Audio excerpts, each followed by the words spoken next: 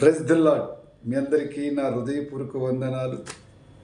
అనుదినము నూతనమైన వాగ్దానముతో కలువరి ప్రేమ నుంచి జీవం గల దేవుడు మనకిచ్చిన కృపను బట్టి మీ కుటుంబంలో ఆశీర్వదింపు దీవించబడాలని, మీరందరూ సంతోషంగా ఆనందంగా ఉంటున్నారని, ప్రతి కుటుంబానికి ఆయన ఆరోగ్యం ఇచ్చి దీవించాలని ప్రభును అనుదినము ప్రార్థిస్తున్నట్టు కలువరి ప్రేమ నుంచి ఆ తండ్రి ఇచ్చినట్టు వాగ్దానం బట్టి మీ కుటుంబంలో ఎంతగానో దీవించాలని మరి ఒక్కసారి ప్రభును అడుగుతూ, మరి కలువరి ప్రేమ ద్వారా మన ప్రభువు మనకి ఈరోజు ఇచ్చుచున్నట్టు వాగ్దానము రోమాపత్రిక 12వ అధ్యాయం 21వ వచనం.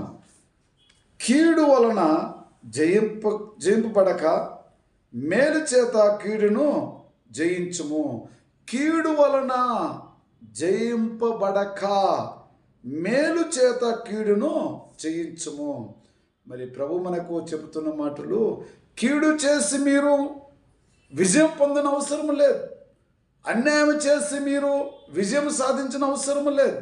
ప్రభు అంటున్నాడు, మేలు చేత కీడును జయించుము. ఎవరికైనా అన్యాయం జరుగుతుంటే మేలు చేయాలి, ఆ కీడు నుంచి వారిని తప్పించాలి.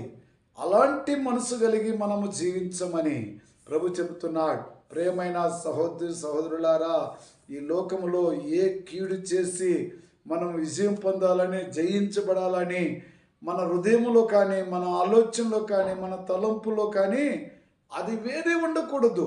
జీవముగల దేవుని యొక్క ఆలోచన ప్రకారమే నీవు నేను కూడా మేలు చేసే బిడ్డలుగా, కీడులో పడినట్టు వారిని తప్పించేవారుగా, ఒకవేళ తెలుసో తెలియక అలాంటి వారు ఉంటే వారిని యేసు స్వామి నామములో వారందరికి కూడా ఆయన మాటలు వినిపించి వారు కీడు చేయకుండా మేలు చేసి వారిని వర్ధిల్లు వారుగా, వారి కుటుంబంలో ఆశీర్వదింపబడిన వారుగా చేయటానికే మనందరం కూడా ముందుకు సాగి ప్రభు ఒక వాక్యాన్ని అందరికీ ఈయన చెప్పి ప్రతి కుటుంబాన్ని మార్చాలి, ప్రపంచాన్ని మార్చాలి.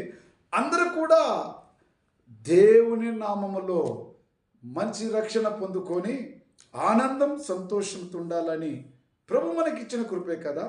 మరి అయితే ప్రభు అంటున్నాడు, మిమ్మను హింసించు వారిని దీవించుడే కానీ శపించవద్దు. ఎవరైతే మిమ్మల్ని హింసిస్తున్నారో వారిని దీవించమంటున్నాడు. అయితే ప్రియమైన సహోదరులారా, హింసించే వారిని దీవించే మనసు మనకు కావాలంటే ఏ మనసు కలిగి ఉండాలండి? జీవముగల యేసయ్య మనసు కలిగి ఉండాలి. ఆయనను హింసించినప్పుడు వీరు ఏమి చేస్తున్నారో ప్రభువా వీరికి తెలియదు కనుక వీరిని క్షమించమన్నాడు. అయితే ఈరోజు మన కలువరి ప్రేమలో కూడా అలాంటి ప్రేమే దేవుడు మనకు ప్రతిదినం ఇచ్చుచున్నాడు. మరి మనము కూడా మనల్ని ఎవరైనా హింసిస్తే వీరిని క్షమించమని, వీరిని దీవించమని, అంతేకాని శపించవద్దు అని వాక్యములో రోమపత్రికలో మనకు తెలియచేస్తున్నాడు కదా. ప్రేమైన సహోదరులారా, మనం ఎవరిని శపించటానికి లేదు, కానీ అందరికి మేలు చేసి అందరూ దేవుని నామములో నడచాలని, మారు మనసు పొంది పశ్చాత్తాపము కలిగి దేవుని నామములో కనికరము కలిగి జీవించాలని ప్రతి కుటుంబానికి మనము ఆయన వర్తమానాన్ని తెలియపరిచి, తెలియనట్టు వారికి కూడా అనేక జనులు ఉన్నారు, వారందరికీ కూడా తెలియపరిచినట్లయితే వారందరూ మేలు చేదురు కదా.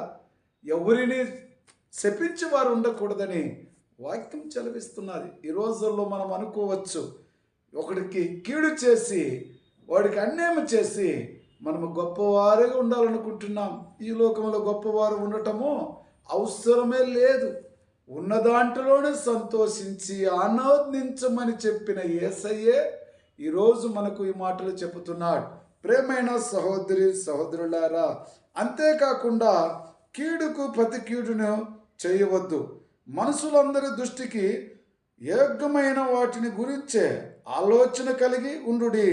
మనుషులందరికీ మంచిదైన దానిని గురించే ఆలోచన కలిగి ఉండాలి, కానీ అది వేగమైనది, అది మంచిది, అది దేవునికి మంచిగా ఉండాలా, మనుషులకు మంచిగా ఉండాలా.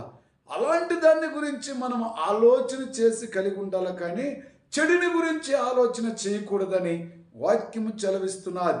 ప్రేమైన సహోదరి సహోదరులారా, మన ప్రభు అయిన యేసయ్య నామములో మనం ఎంతైనా ఐక్యత్వం కలిగినట్టు వారి గుండి చేసితే మంచిదే చెయ్యాలి, కానీ మరి చెడ్డది చేయకుండా ప్రభువుకు ఎంతో మనము మేలుకరంగా ఉండి మరి మనుషులకు సమాధానం కలిగే వారుగా శాతనైతే మంచిదే చేస్తాం, అంతేకాని కీడు చేయటానికి ఎవరు కూడా సిద్ధపడకూడదు. కాబట్టి ప్రతి కుటుంబను కూడా దేవుడు ఆశీర్వదించి దీవించి అందరికీ మేలు చేసే బిడ్డలకు ఉండాలని ప్రభుపేట మనవి చేసుకుంటూ చిన్న ప్రార్థన చేసుకుందాం. ప్రేమ కృప జయము గల తండ్రి, పరిశుద్ధుడా, అయా మేము లోకములో తండ్రి మేలు చేసి ప్రతి బిడ్డకు నీ నామమును తెలియపరిచి మరి లోకములో మంచి ఆలోచన కలిగి ఒకరికి నా ప్రభువా మీ చిత్తమును మీ కృపను నాయన తెలియపరిచే బిడ్డలకు మాకు జ్ఞానము దయచేయమని యేసుక్రీస్తు నామములో ప్రార్థించున్నాను తండ్రి. ఆమేన్. Praise the Lord. God bless you.